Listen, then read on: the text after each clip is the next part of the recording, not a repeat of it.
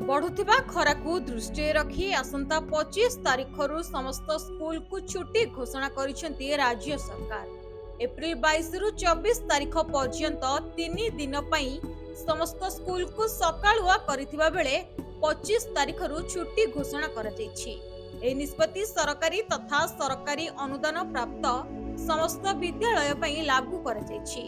एसह आसंता काली ठारू 24 तारिख जाए सकाळ 6:30 रु 10:30 पर्यंत समस्त स्कूल गुड़िक खोला रहिबो बोली राज्य सरकार निर्देश दैछन्ति। एहा पूर्वरु मध्य प्रबल खरा जोगु स्कूल गुड़िक पई एप्रिल 18 रु 20 जाए छुट्टी घोषणा करथिले।